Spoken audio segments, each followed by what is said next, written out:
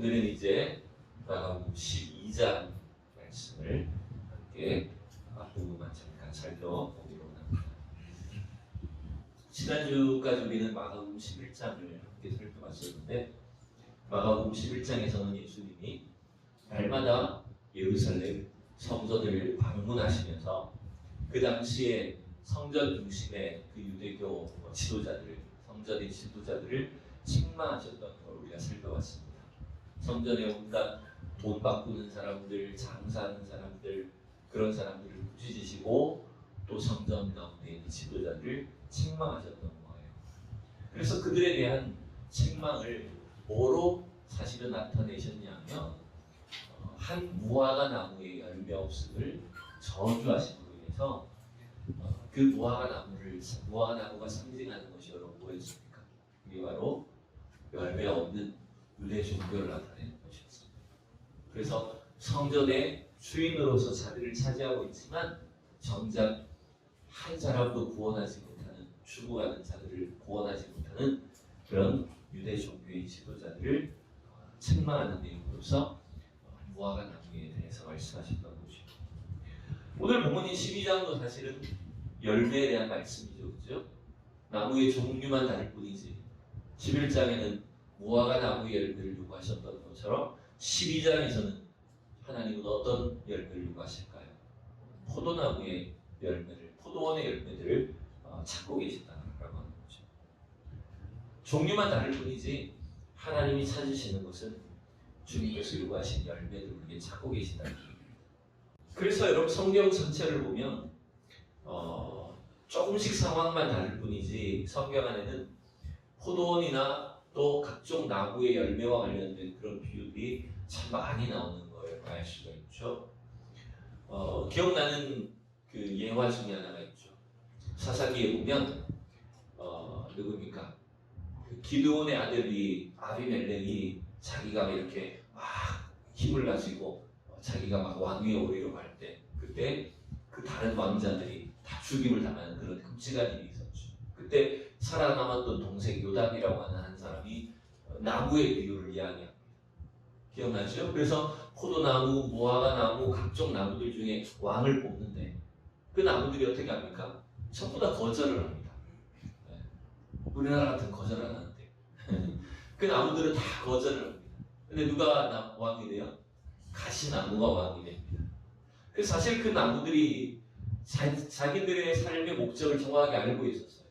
뭐냐면 나는 하나님과 사람들을 기쁘게 하고 사람들을 영화롭게 하는, 하나님을 영화롭게 하는 그 목적을 위해서 나는 있는 것이지 다른 사람들 위해, 다른 나무들을 위해 나는 왕이 되는 것이 목적이 아니다. 그걸 알고 있었는데 가시나무는 반대로 있던 거죠. 마치 그것처럼 하나님은 우리의 인생을 각각 서로 다른 나무처럼 이 땅 가운데 심으셨지만 우리에게 요구하시는 것은 똑같습니다. 우리의 인생 가운데 하나님을 영화롭게 하는 삶의 열매들을 요구하신다라고 하는 거예요. 그런 풍성한 열매를 맺는 우리 모든 성도들이 될 수 있기를 축복합니다. 오늘 본문은 그래서 이 무화과 나무 대신 오늘은 포도나무에 대한 이야기를 주님께서 들려주고 계신데 이 이야기를 누구에게 하시는지 함께 우리가 살펴볼 필요가 있죠. 무화과 나무를 저주하신 사건은 누구에게 가르쳐 주신 말씀입니까? 누구한테 가르쳐 주셨습니까? 그 말씀을. 네, 12 제자들에게 가르쳐 주셨던 말씀이었어요. 12 제자들에게 무화과 나무를 저주하시면서 그 사건의 의미가 뭔지를 설명해 주셨어요. 그러면 오늘 이 포도원의 비유, 포도원 그 농부들에 대한 비유는 누구를 향해서 하신 말씀일까요? 그럼 1절을 볼 필요가 있죠. 1절을 우리가 다시 한번 읽어봅시다. 시작. 예수께서 비유로 그들에게 말씀하시되 한 사람이 포도원을 만들어 산 울타리로 두고 집자는 틀을 만들고 망대를 지어서 농부들에게 새로 주고 바꾸게 하더니, 자, 누구에게 말씀하신 거예요? 누구한테? 지금 1절에 누구라고 되어 있어요? 그들에게잖아요. 예수님이 비유로 그들에게, 여기 그들은 이제 누구일까요? 그냥 우리가 성경을 그냥 대충 읽다 보면 그 정황이나 내용을 알지 못한 채 그냥 넘어가 버립니다. 이런 것들이 사실은 다 중요해요. 자, 이 사람들이 누구인지를 알기 위해서는 사실은 바로 앞에 단락을 볼 필요가 있어요. 11장 27절에 보면 이렇게 되어 있어요. 같이 읽어요. 그들이 다시 예루살렘에 들어가니라. 예수께서 성전에서 거니실 때에 대제사장들과 서기관들과 장로들이 나와 이르되 무슨 권위로 이런 일을 하느냐? 누가 이런 일을 할 권위를 주었느냐? 지금 예수님은 누구하고 지금 이야기를 하고 있습니까? 성전 안에서. 그렇죠. 제사장들, 서기관들, 장로들, 즉 이 당시 유대 종교의 지도자들이었던 거예요. 성전의 주인들이었어요. 그 사람들을 만나셨고 지금 이 사람들은 예수님이 하시는 말씀, 행동 하나하나가 너무 보기 싫은 거예요. 그래서 어떻게 공격합니까? 누가 너에게 이걸 허락했냐? 무슨 권위로 이런 일을 하느냐? 그 당시 성전의 권위는 누구한테 있는 겁니까? 누가 그 당시에 모든 권력을 잡고 있습니까? 지금 자기들이에요. 대제사장들, 서기관들, 이 유대의 종교의 장로들이 지금 성전의 모든 권위를 다 가지고 있어요. 그래서 자기들 허락을 받지 않고 예수님이 행한 일들을 못마땅하게 여긴 겁니다. 근데 예수님은 그들의 권위를 전혀 인정하지 않으셨죠? 왜 그렇습니까? 그들은 건물로 된 성전의 권위를 주장했지만 참 성전으로 오신 분은 예수님 자신이었기 때문이죠. 그래서 예수님은 그들의 어떤 억압에 전혀 두려워하지 않으셨어요. 그리고 네가 무슨 권위로 이런 일을 하느냐라고 할 때 여러분 이렇게 하실 수도 있잖아요. 예수님은 자기가 갖고 있는 그 능력을 막 나타내시고 예수님의 그 신비적인 기적의 능력을 드러내시면서 그들을 두렵게 굴복시키실 수도 있었잖아요. 근데 주님은 전혀 그들에게 힘과 힘으로 싸우지 않으셨어요. 그리고 도리어 질문을 하시죠. 요한의 세례가 누구로부터 온 거냐? 질문을 할 때 이 사람들은 아무 대답을 못합니다. 왜냐하면 이 사람들은 지금 정작 로마 권력으로부터 자기들의 이득만을 추구한 사람이었기 때문에 그래서 백성들의 눈치를 보기 때문에 세례요한의 인기를 함부로 무너뜨릴 수 없었던 거예요. 백성들이 세례요한을 엄청 존경했기 때문에 그래서 이 지도자들이 아무 말을 대답을 못하니까 예수님도 나도 너희한테 아무 말도 안 할 거야. 이렇게 하셨던 것이 바로 11장의 끝부분의 내용이었어요. 그래서 예수님이 지금 바로 그들에게 예수님이 무슨 권위로 이런 일을 하시는지는 알려주지 않으셨지만 사실은 그에 대한 대답을 포도원에 대한 비유로서 다시 말씀하신 걸로 알 수가 있죠. 자, 오늘 비유의 내용을 우리가 한번 조금 자세하게 살펴볼 필요가 있죠. 방금 우리가 1절에서는 어떤 한 사람이 포도원을 만들어가지고 농부들에게 그것을 새로 주고 타국에 갔다라고 이렇게 되어 있어요. 여러분 우리는 이 비유를 충분히 이해가 되죠, 그렇죠? 포도원을 만들어서 농부들에게 맡기고 지금 타국에 간 그 주인, 포도원 주인은 누굽니까, 여러분? 포도원 주인은 누구예요? 여러분 거 아니라고 아무 관심이 없으시죠? 포도원 주인은 누굽니까? 하나님을 말하는 거죠. 여러분 성경에 나오는 곳곳에 포도원들, 포도나무 얘기가 수없이 많지 않습니까? 거기에 전부 다 포도원 주인은 또 포도원을 심은 포도나무를 심으신 진짜 농부는 전부 누구예요? 하나님이세요. 여기서도 지금 비유로 말씀하셨지만 포도원을 만들어서 농부들에게 맡긴 그 주인은 하나님 자신을 말하죠. 여러분 이 이야기를 우리는 이사야서에서도 찾을 수 있습니다. 이사야서 5장에 가보면 하나님은 이사야 선지자에게 한 포도원에 대해서 말씀하세요. 이 구절도 읽어봅시다. 5장 1절 2절 시작. 나는 내가 사랑하는 자를 위하여 노래하되 내가 사랑하는 자의 포도원을 노래하니라. 내가 사랑하는 자에게 포도원이 있으며 심히 기름진 자네로다. 땅을 파서 돌을 제하고 극사높은 포도나무를 심었도다. 그 중에 많은 데를 세웠고 또 그 안에 술틀을 폈도다. 좋은 포도 맺기를 바랬더니 들포도를 맺었도다. 지금 하나님께서 이사야 선지자를 통해서 포도원의 노래를 하십니다. 포도원 주인의 탄식을 노래합니다. 어떤 탄식이에요? 최상품의 포도나무, 포도 종자를 갖다 심고 포도원을 잘 꾸민 거예요. 짐승들이 침투할 수 없도록 그런 망대를 세우고 나중에 포도를 추수할 수 있도록 술틀도 만들었다는 거예요. 좋은 포도를 맺기를 바랬더니 어떤 포도를 맺었다고요? 들포도. 이거는 상품의 가치가 없는 그 나무 종자가 아닌 잘못된 포도 열매를 맺었다는 겁니다. 여러분 여기에서 한 가지 또 중요한 걸 알게 되죠. 그 포도원은 누구를 가리킵니까? 포도원 주인은 하나님이세요. 포도 열매를 기대하시는 분이 하나님이세요. 그러면 그 포도원은 누구를 가리키는 겁니까? 이사야 5장 7절에 보면 대답이 나와요. 7절을 봅시다. 무릇 만군의 여호와의 포도원은 이스라엘 족속이요 그가 기뻐하시는 나무는 유다 사람이라. 그들에게 정의를 바라셨더니 도리어 후하기요 그들에게 공의를 바라셨더니 도리어 그릇이음이었도다. 여러분 포도원은 누구라고요? 그 중에 극상품 포도나무는 또 누구라고요? 유다랍니다. 하나님이 택하신 이스라엘 민족, 그리고 하나님께서 구원의 언약을 이루시기 위해서 택하신 종족이 바로 유다라는 거예요.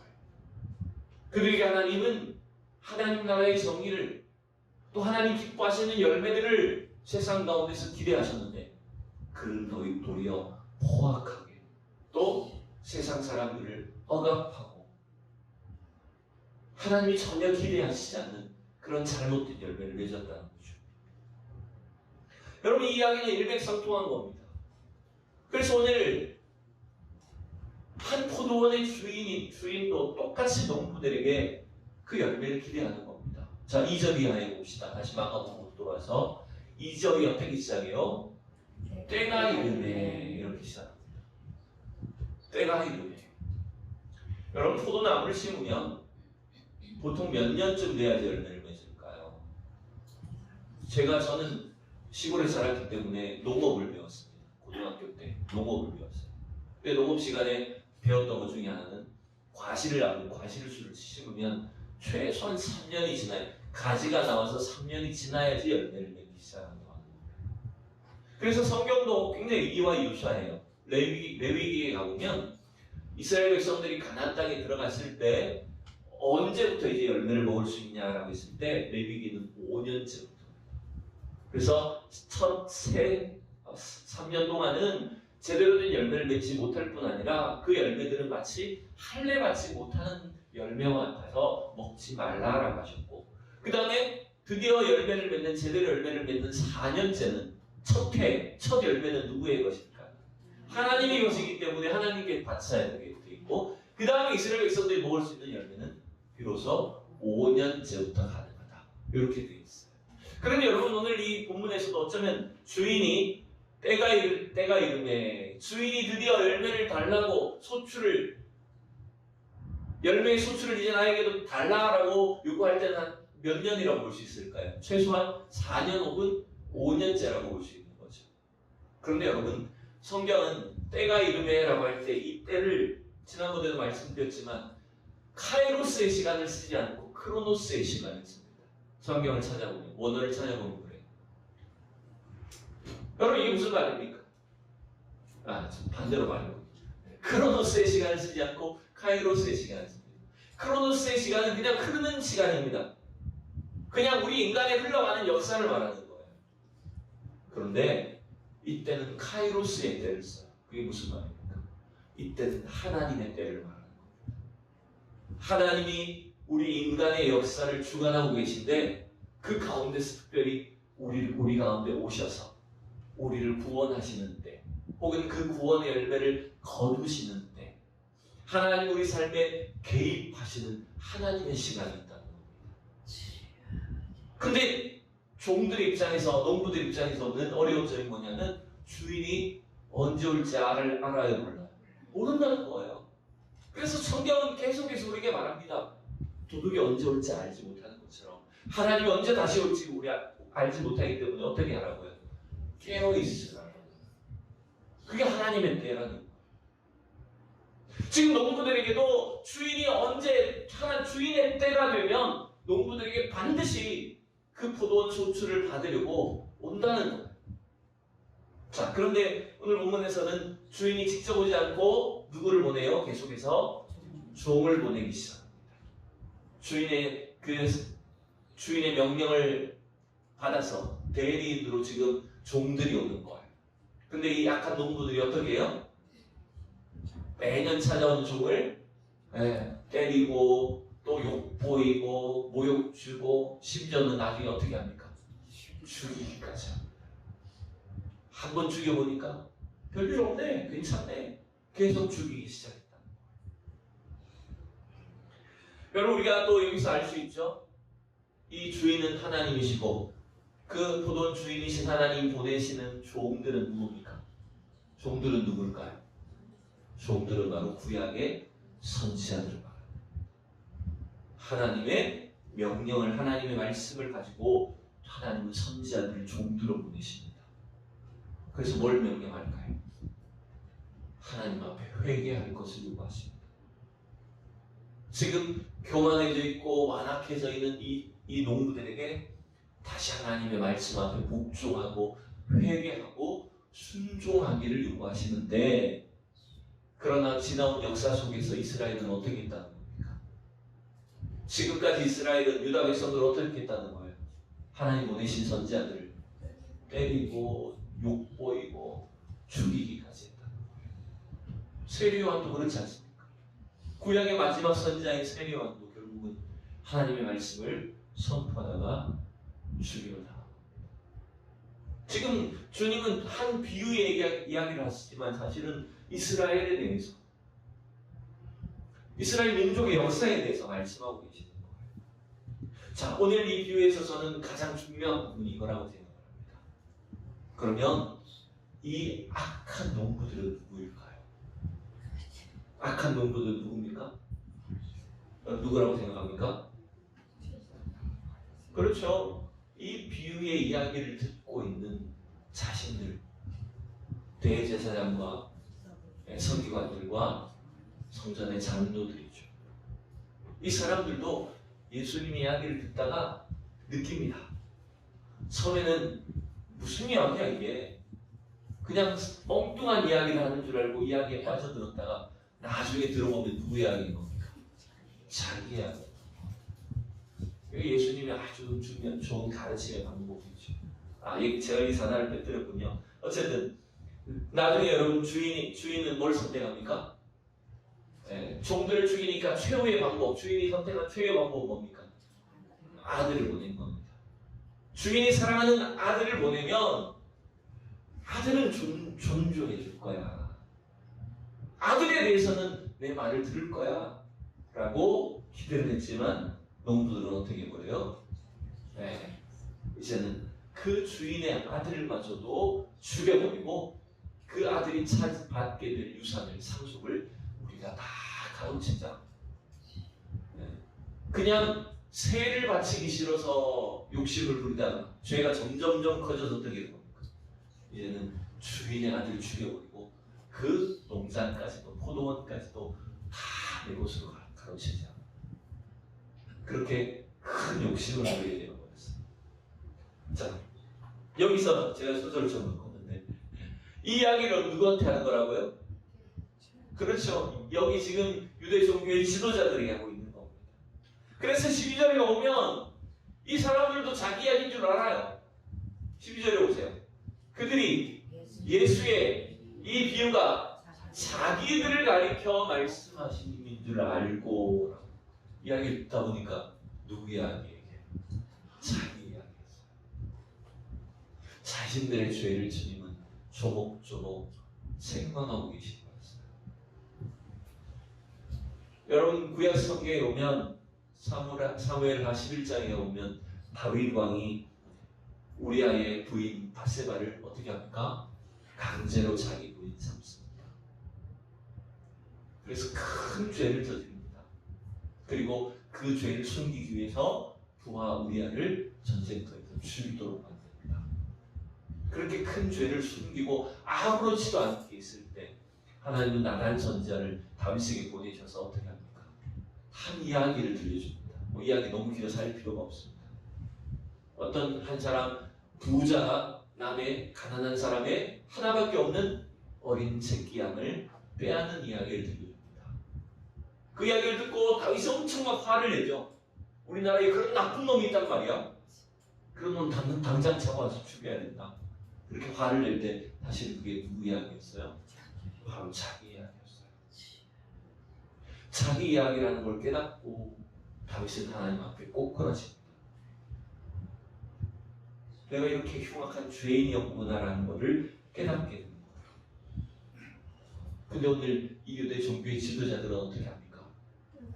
이 이야기가 자기들을 가르쳐 말씀하신 것을 알면서도 느끼면서도 전혀 그들은 회개하지 않습니다. 그 말씀 앞에 두려움을 느끼지를 못합니다. 도리어 어떻게 해요? 도리어 그들은 자기들을 비방하는 이 예수를 붙잡아 죽이고 싶은 거예요. 근데 지금 당장은 백성들 눈치가 보여서 못 잡았다는 거예요. 여러분, 오늘 이 비유의 이야기가 보여주는 건 사실은 이제 예수님이 어떻게 죽으실 것을 미리 말씀하시는 거죠.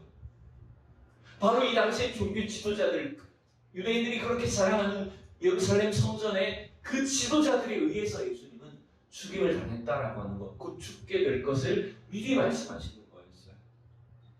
하나님의 아들로 사실은 이스라엘의 진짜 왕이신 주님이 이 땅에 왔는데 도리어 이 농부들과 같은 이 예루살렘의 지도자들은 하나님의 아들이신 예수님을 도리어 죽여버리고 그 예루살렘 성전을 자기 것으로 차지한다는 거죠. 그걸 미리 말씀하시는 거였어요. 그리고 이 일이 얼마나 흉악한 일인지를 이 사람들도 알아요. 그래서 구절은 이렇게 말합니다. 포도원 주인이 어떻게 하겠느냐, 와서 그 농부들을 직멸하고 포도원을 다른 사람에게 주리라. 마가복음은 이것이 예수님이 말씀하신 것처럼 되어 있는데 마태복음 똑같은 본문을 찾아보면 이 구절의 내용을 예수님이 질문했고 이 종교 지도자들이 대답한 걸로 되어 있어요. 마태복음은. 그래서 마태복음의 본문을 따른다면 자기들도 안다는 거예요. 이게 얼마나 흉악한 일인지. 그죠? 포도원의 이 농부들이 행한 일이 얼마나 큰 죄인지를 안다는 거예요. 근데 그럼에도 불구하고 이들은 전혀 회개할 줄 모르는 것을 볼 수 있는 겁니다. 그리고 여러분, 그 농부들을 직멸하고 포도원을 다른 사람에게 준다는 건 어떤 의미입니까? 하나님께서 어떻게 하시겠다는 겁니까? 하나님은 이스라엘이라고 하는 한 민족을 통해서 복음이 이 땅 가운데 임하게는 하시지만 이제는 정작 혈통적 유대인들을 통해서가 아니라 다른 농부들, 누굽니까? 이방인들, 오늘 우리와 같은 혈통적 유대인이 아닌 우리들을 하나님께서 택하셔서 우리에게 그 복음을 맡기시고 우리에게 그 농원 포도원을 맡기신다는 거예요. 그 놀라운 계획이 큰 그림 여러분 오늘 이 포도원의 비유 속에 다 들어가 있는 겁니다. 자, 이제 우리가 이걸 생각해 봅시다. 그러면 이 악한 포도원의 농부들은 어떻게 이렇게 할 수 있었을까요? 유대 종교의 지도자들은 어떻게 그렇게 하나님 보내신 종들을 함부로 죽이고 심지어는 하나님의 아들이신 예수님을 마음대로 죽일 수 있었을까요? 그들의 사고방식은, 그들의 행동은 어떤 연유 때문에 그렇게 할 수 있었을까요? 처음에는 그렇지 않았을 겁니다. 그죠? 처음부터 그런 생각을 했겠습니까? 아, 우리 이거 계약해가지고 나중에 우리 강제로 빼앗자. 그런 마음으로 시작했을까요? 절대로 그렇지는 않았을 겁니다. 그러나 점점 이렇게 생각했을 거예요. 아, 주인이 언제 올지도 모르겠고 주인이 멀리 외국에 갔다가 살았는지 죽었는지 연락도 없네. 안 돌아올지도 몰라.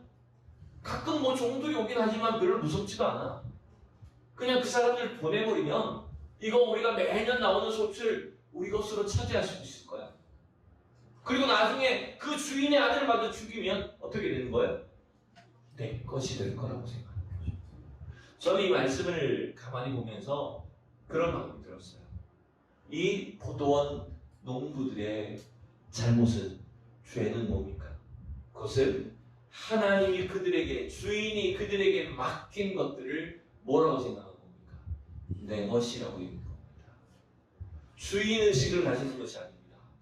내 마음대로 해도 된다고 생각하는 거예요.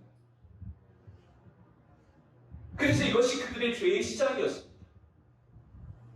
포도원의 매출도 그 포도원의 재산권까지도 다 자기들의 소유라고 생각을 하고 마음대로 해도 된다고 생각합니다. 이게 지금 유대교 종교 지도자들의 죄라는 거예요. 여러분, 오늘 이 비유는 그들에게만 주시는 말씀일까요? 포도원 농부들인 그 유대 종교 지도자들의 죄만 책망하시는 걸까요? 여러분, 이 비유가 오늘 나에게 주신 말씀이라는 걸 우리가 깨달아야 됩니다. 왜 그렇습니까? 왜 이 이야기가 우리에게 죄에 대한 말씀일까요? 왜냐하면 우리도 사실 하나님이 우리에게 주신 모든 것들을 자꾸만 내 것이라고 생각하기 때문에 나에게 있는 것 내 것이고 내 마음대로 해도 되는 것이고 내가 함부로 쓰든 낭비하든 어떻게 하든 아무렇지도 않게 여기는 거예요. 우리의 몸도 우리의 건강도 우리의 재산이나 가정이나 자녀들이나 우리의 인생 전체를 자칫하면 나는 내 것이라고 생각하고 살아요. 내가 내 마음, 시간을 어떻게 쓰든지 내 돈을 어떻게 쓰든지 내 욕심대로 내 마음대로 해도 되는 것처럼 생각하며 사는 것이 여러분 우리 인생이 아닙니까? 문제는 여러분 교회 밖에 있는 사람들만의 문제가 아니죠. 하나님이 주님의 몸된 교회를 우리에게 맡기셨는데 구원의 복음을 우리에게 맡기셨는데 그것이 내 것이라고 생각해서 내 힘으로 얻은 것처럼 생각해서 그 구원을 쌍배처럼 여기거나 혹은 나만 움켜쥐고 있으려 하거나 헛된 욕심으로 이 세상을 살아가지 않습니까? 여러분, 그래서 오늘 이 말씀은 바로 우리를 책망하시는 주님의 경고예요. 우리가 바로 이런 악한 포도원 농부처럼 이 세상을 살아가고 있다는 거예요. 그리할 때 여러분, 우리는 오늘날도 하나님의 교회를 이렇게 거룩한 예배를 드리면서도 자칫하면 유대 종교의 지도자들처럼 그들의 권력, 권위의 상에 자기들의 자리만 지키려고 앉아있는 죄를 우리가 반복할 수 있다는 겁니다. 여러분, 오늘 이 비유는 그렇게 우리의 죄에 대해서 책망하는 것을 가르칩니다. 그런데 이걸로 끝이 아니에요. 그게 참 감사한 일입니다. 단순히 우리를 하나님께서 책망하시고 우리의 죄를 비난하시는 것으로 말씀이 끝나지 않습니다. 더 나아갑니다. 오늘 이 비유가 우리에게 깨닫게 하는 가장 중요한 진리가 있습니다. 그것은 뭐냐면 이렇게 포도원 농부들처럼 악한 죄인된 존재이기 때문에 우리는 바로 내가 죽인 나의 죄로 인해서 십자가에 돌아가신 그 예수 그리스도를 온전히 의지하고 그분을 영접해야 된다는 겁니다. 결국 누가 예수님을 죽인 겁니까? 표면적으로는 이 당시 유대 종교 지도자들이 예수님을 죽인 겁니다. 대제사장들과 서기관들이 유대의 장로들이 백성들을 소동해서 예수님을 십자가에 못 박아 죽인 겁니다. 근데 그 죄가 누구의 것이라고요? 그들의 죄가 바로 누구의 죄라고요? 우리 자신의 죄라니까요. 바로 내가 예수님을 십자가에 죽였다는 사실을 알고 그 주님의 십자가로부터 우리의 인생이 다시 시작할 수 있다는 거예요. 그 복음을 알려주시는 겁니다. 그래서 여러분 이제 마지막 구절을 봅시다. 오늘 10절과 11절은 예수님은 놀라운 이야기를 중간에 하십니다. 자, 10절, 11절 같이 말씀 읽어요. 시작. 너희가 성경에 건축자들이 버린 돌이 모퉁이에 버린 돌이 되었나니 이것은 스스로 말미암아 될 것이요 우리 눈에 놀랍도다 함을 읽어보지도 못하였느냐 하시니라. 여러분, 놀랍게도 예수님은 이 유대 종교 지도자들의 죄를 책망하시면서 그렇게 그들의 죄 때문에 하나님의 아들인 자기 자신조차도 십자가에 달려 돌아가셔야 했던 그 일이 바로 그 흉악한 우리의 죄에 대한 구원이 된다라고 하는 것들을 가르쳐주시는 거예요. 그래서 예수님은 지금 시편 118편에 나오는 말씀을 거의 그대로 인용해서 말씀하세요. 자, 시편 118편에 이렇게 되어 있어요. 건축자가 버린 돌이 집 모퉁이의 머릿돌이 되었나니 이는 여호와께서 행하신 것이요 우리 눈에 기이한 바로다. 여러분, 이 시편은 유대인들이 모를까요 말까요? 다 알아요. 이날 6월절을 앞두고 있기 때문에 유대인들은 성전에 모일 때마다 이 구약의 시편을 찬송하면서 하나님께 나아갑니다. 이 시편의 내용 다 아는 내용이에요. 그래서 너희가 듣지 못했냐고 주님이 묻고 계신 거죠. 그들이 알긴 알지만 이 내용이 뭔지는 모른다는 겁니다. 그래서 무슨 뜻입니까? 건축자들이 버린 돌이 뭐예요? 집을 짓는데 건축자들이 돌로, 흙으로 각종 자재들을 사용해서 집을 짓습니다. 근데 건축자들이 그 돌을 어떻게 했다고요? 버렸다고요. 아, 이 돌멩이는 쓸모없어. 아무 짝에도 쓸모없어라고 버린 돌이 누구라는 겁니까? 바로 예수님 자신이라는 거예요. 그 건축자의 버린 돌이신 예수님이 바로 하나님이 세우시는 진짜 성전, 참 성전의 머릿돌이 되신다는 거예요. 그래서 우리 인생이 하나님의 성전에 그 구원으로 향해 나아갈 수 있는 길은 뭐밖에 없습니까? 참 성전의 머릿돌이신 예수 그리스도밖에 없다는 거예요.